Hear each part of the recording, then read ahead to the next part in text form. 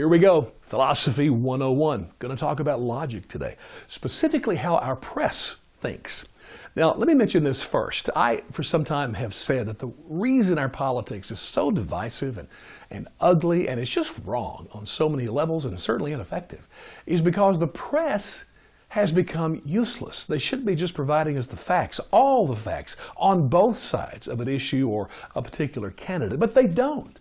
They have a narrative to sell you to make sure you buy into it. It's called propaganda, and so they only use the facts that will help them sell their narrative.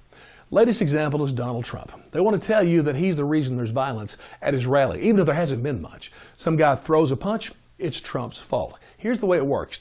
Logic is a premise, another premise, and then a conclusion. Here's the way they think. Donald Trump has this speech, this rhetoric that instills fear in people.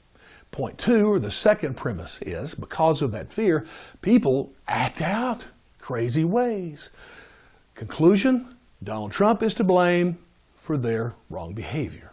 If you're going to do that, let's take that into some other arenas. How about this?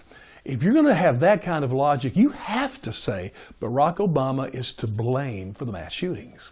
Here's the way it goes. See, Obama, after every mass shooting, his rhetoric instills fear in people because he says guns are the problem.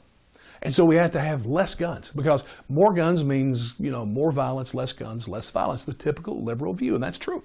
That's what they believe. So premise one is guns are the problem. Premise two, though, no one is as responsible as Barack Obama. No one has done for the gun industry what Barack Obama has done. I mean, because of his rhetoric and putting fear in people like me, Americans by the millions have run into gun stores and gun shows and purchased more guns and ammo than they've ever had before. I mean, guns are like off the charts.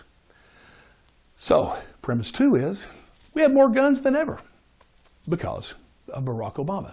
So premise one, guns are the problem. Premise two, we have more guns than ever. So the conclusion then, Barack Obama is to be blamed for mass shootings. See how it works? The problem is that's the dumbest thing ever. That is so stupid. I don't believe for a second that Barack Obama is to blame one iota to be blamed for these mass shootings. That is insane to me. But guess what?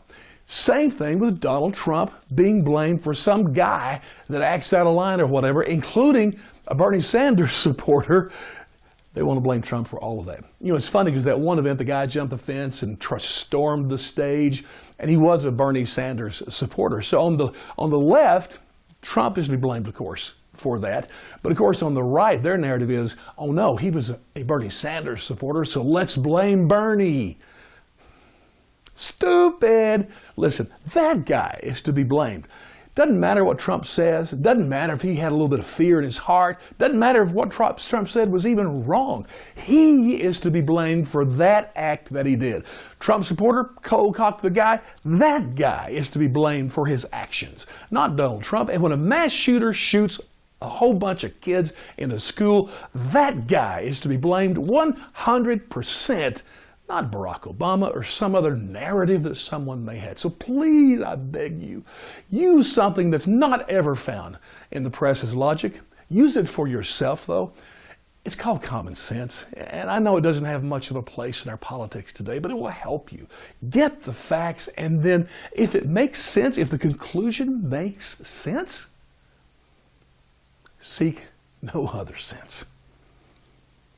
The press is stupid.